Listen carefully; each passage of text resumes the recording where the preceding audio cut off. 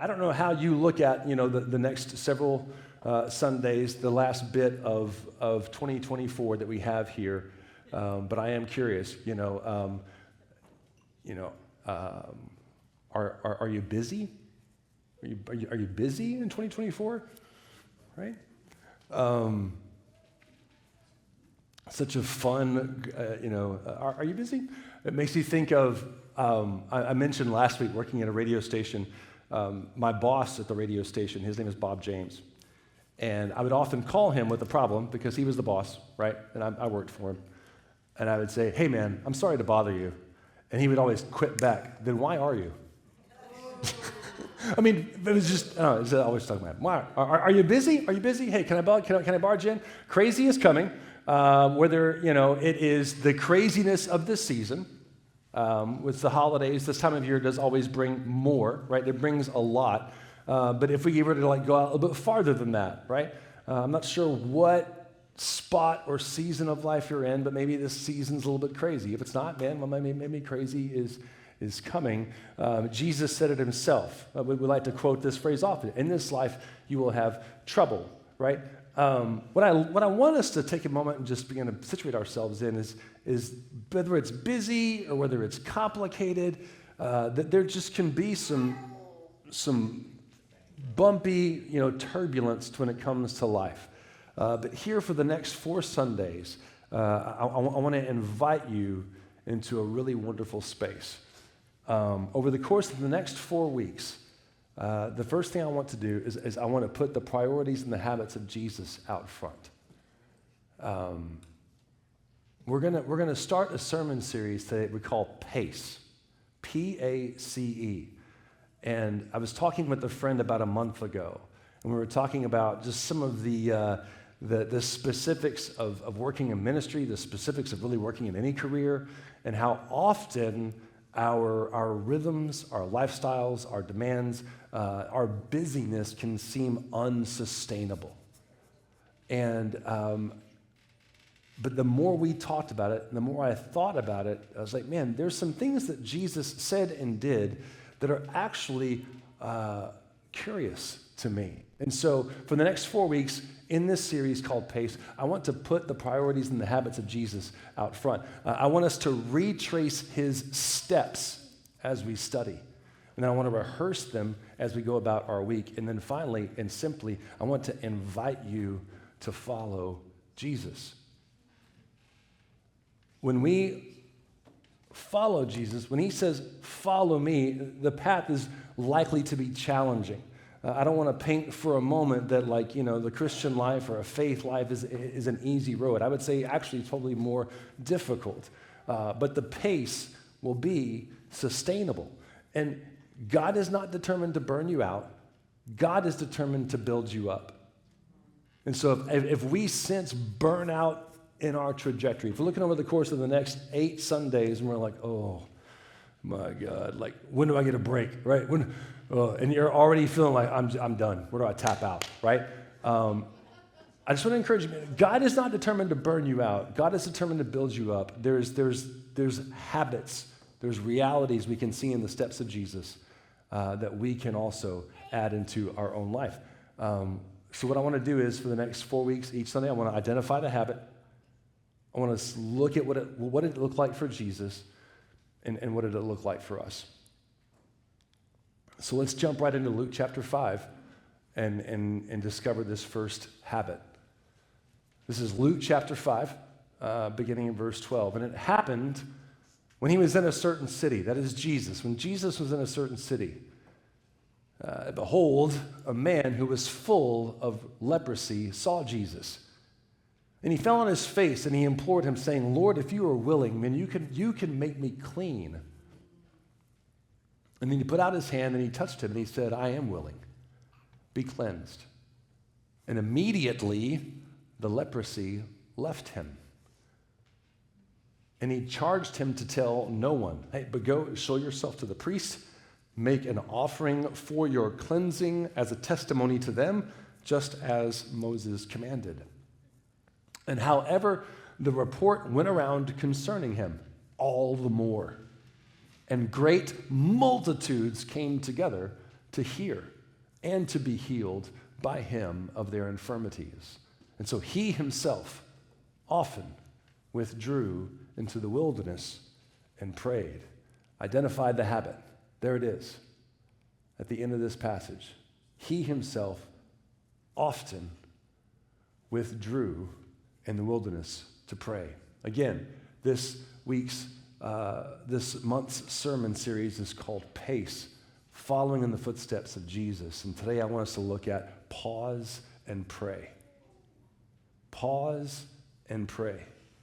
What did this habit look like for Jesus? There's actually several instances, and I want to just pinpoint a handful. Pause and pray moments of Jesus. We see it at the very beginning of his ministry. You can read about it in Matthew chapter 4. You can read about it in Luke chapter 4 or in Mark 1:12. As soon as he is out of the baptismal waters, he gets baptized, he gets out of the water, and immediately the Spirit leads him into the desert for 40 days of fasting to be tested, to be spiritually positioned for his ministry and for his life here on the earth. Before big decisions, in Luke chapter 6, it says that he was up all night praying. And it happens right before he decides, these are who my 12 disciples are going to be. So he spends time praying all night long before this decision, before this, picking the 12 apostles. When life got hard, here in Matthew chapter 14, this is right after he got the news about the death of John the Baptist. And so Matthew chapter 14 in particular, beginning in verse 1, it details the death of John the Baptist. And then there at verse 14, it concludes with Jesus getting solitude, silence, and prayer, getting away to hold and process his grief of losing John the Baptist. Consistently in the grind of life. We're going to look at this one here on the screens, but Mark chapter 6, verses 31 and 32. This is right after Jesus sends the disciples out 2 by 2 to go do some ministry, each of them, and then also right before the feeding of the 5,000. And I love what this says. It says, the apostles gathered around Jesus and reported to him all that they had done and taught. So they just got back. They had so many wonderful reports. They were excited. Then, because so many people were coming and going that they did not even have a chance to eat. Anybody resonate with that? Ever been so busy, so caught up? I ain't even have time to eat. He said to them, hey, come with me by yourselves to a quiet place and let's get some rest. And so they went away by themselves in a boat to a solitary place. And finally, at the end of his life, there are two moments. In John 17 is a different prayer. John 17 is beautiful. It's almost a full chapter where we can read the prayer, the praying words of Jesus. And then, of course, in Mark chapter 14 and in the other Gospels as well, there's the recording of Jesus in the garden with his disciples, taking the time to ready himself for the moments of the cross that were just looming in the short distance. As I look at this pause and pray, I don't look at Jesus and marvel at his religious pedigree. I look at Jesus and I marvel at his relational potency. So today we're going to take some time. We're going to take just a minute and I'm going to encourage you to enliven or awaken or step into for the very first time this idea of pause and pray. But I'm not asking you to do like a religious thing. Hey, add this detail to your life. When I think about Jesus, I go, man, like he was so good at being a Christian, right? I don't think that. I think, man, he was incredible at relating to others. He had this wonderful priority of getting in the presence of God, getting away, removing distraction and being with God the Father. And in those consistent, frequent getaways, he learned his heart, he repositioned himself, he focused himself so that he could be an incredibly relational person with every human that he came into contact with. When we look at the steps in the life and the consistency of the habits of Jesus, we see this wonderful habit and rhythm that will change who we are. Jesus prioritized spending time with God. There was this offload and this reload.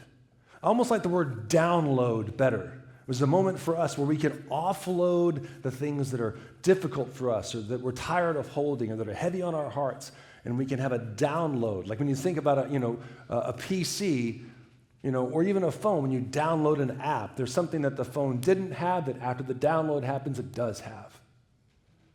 Time with the Lord is a relational moment where if there's something that we don't have that we need, we're creating space for that download to occur.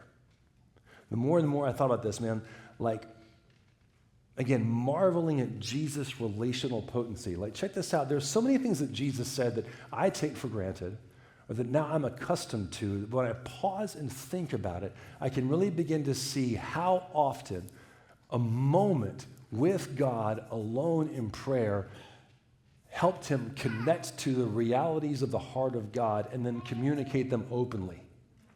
Look at this. Don't worry. Don't judge. Don't be afraid. Love and pray for your enemies. One of my favorite is, among you it will be different.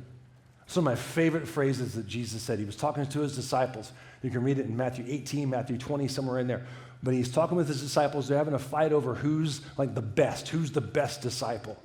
And he's like, whoa, right?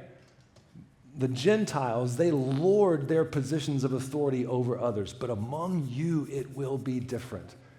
I didn't come to be served. I came to serve and to give my life as a ransom for many. All things are possible with God. They had that moment when they asked, well, Jesus, then who can be saved? He says, with man it's impossible, but not with God. All things are possible with God. And then the kingdom belongs to those who are like children. Where is your faith? When they're in the boat, right? But all these things we take for granted, I take for granted how they just roll out of the mouth of Jesus. But the reality of it is he often spent time in the presence of God to connect with the heart of God, to communicate the realities of heaven. And so again, I'm not trying to add a religious task to your to-do list for the next 8 weeks. I hopefully am inviting you into a regular rhythm that Jesus walked that absolutely helped him be who he was. The one who could not only walk out, but live out, don't worry, don't judge, all the things that we read here. Can I share with you where I'm challenged a little bit as I'm thinking through this? Where is my life going against the grain of God? So if I'm worried about something, God's not worried. It's why am I worried about it? Right? If there's a habit that I know God probably wouldn't do, why do I continue to engage that habit? There are things that frustrate me and they continue to frustrate me. Why do I allow them to continue to frustrate me? What is it in my life that's going against the grain of God? Here's the reason why I want to identify that. Because once I can identify that, then that's what I can go to with the Lord in that moment and not just complain about it or talk about it, but I can say, hey, Lord, I know this is not the path that you would walk. So what do I need to know so there'd be a corrective step, right? An adjustment. This prayer, I love this prayer. Lord, touch my heart and change the trajectory of my life. Just a little nudge, 1 or 2 degrees. Help me focus in and dial in on the path of your heart and of your character. Hear me, guys, man, pausing and praying, this is the first step for us to become more like Jesus. So a couple of questions that I wrote down. I didn't want to put them up here, but is your current pace, is it sustainable or is it exhausting? Are you headed in the direction that you want to go? Are you headed in the direction that you feel called to go? And also, like, who set the course of your current trajectory? The course that you're on, the habits that you're choosing, like, who set that course? Because if there's any discrepancy there, and you want, if you sense in your heart a desire for change, I want to invite you to pause and pray. What does this look like for us? I'm going to give you some quick getaways. All right? So Jesus invites us to get away and get in the presence of God and pray. So we're going to start with some quick getaways, and then I've got like some longer getaways, and then some really big ones. So simple ones, bigger ones, biggest ones. Okay? Here's some simple ones. When your feet hit the floor as you wake up. So a lot of this is like habit stacking. These are going to be things that you already do in your life, and you can take that thing that you're already doing, and you can commandeer that moment to make it a moment of pause and pray. Every single one of us, unless you have some really cool acrobatical way of getting out of the bed in the morning, had this moment where you're like this, and you do this. Boom. Right? For some of us, it's different.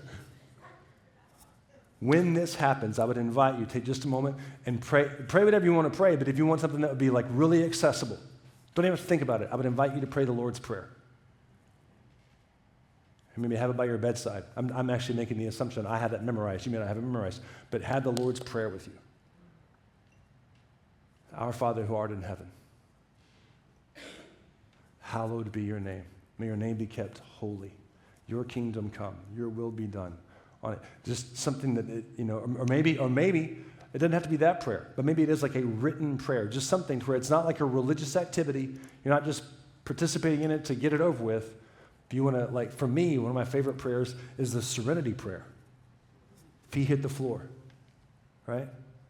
God, grant me the serenity to accept the things I cannot change. God, give me the courage to change the things that I can, and the wisdom to know the difference. And you go to the restroom, whatever you do when you first get up. For me, it's making coffee. Unless my body tells me you can't make coffee, you have to go directly to the restroom. Do not pass go. Do not click. But when your feet hit the floor as you wake up, that's the first one. Next one, in the shower. Okay? Whether whatever. But and two things here, whether it's worship or listening. And so the shower is a good opportunity. I want to be clear that when we take time to get away and get with God, we have to create some room to receive, not just offload. Right? Worship is a great way to receive. There's just a lot of content in worship songs, whether it's whatever you like to listen to when it comes to worship. There's something about worship that does invite the Holy Spirit. It kind of wakens what he would have to say. Or just listening prayer, and a couple questions that you can write down. Lord, what do I need to remember today? Or what do I need to focus on today? As you step into the shower, say, Lord, what do I need to remember today? What do I need to focus on today? And then allow your heart, allow your spirit, allow your mind to listen. One more easy one, as you commute to work, intercession.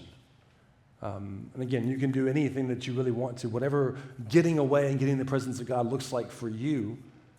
But on your commute to work, like, God, where is your focus?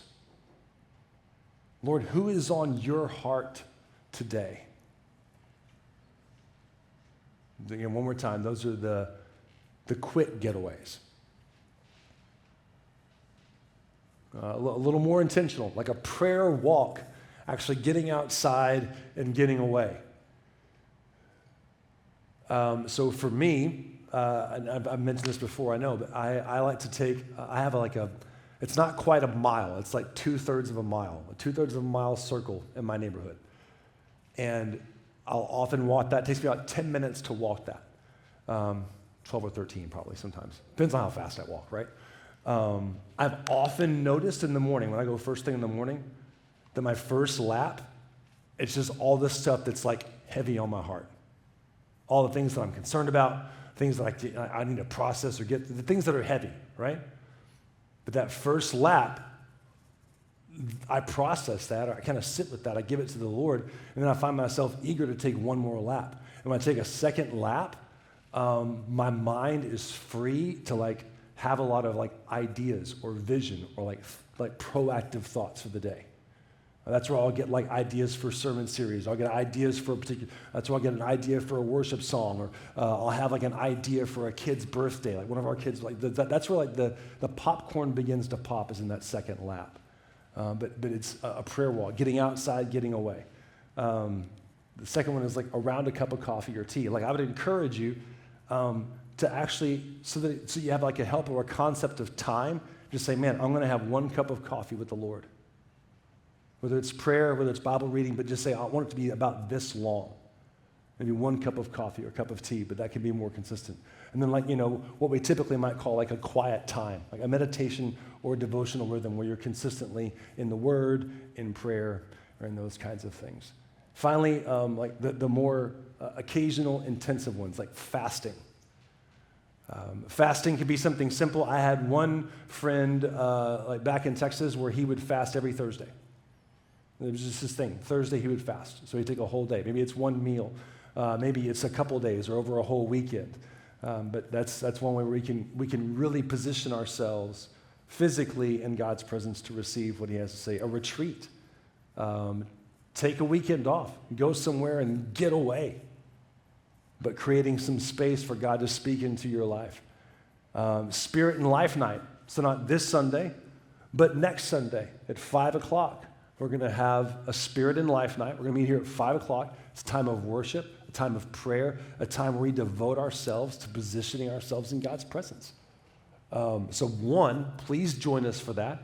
Two, if you need childcare, hit the QR code in the lobby and RSVP for childcare.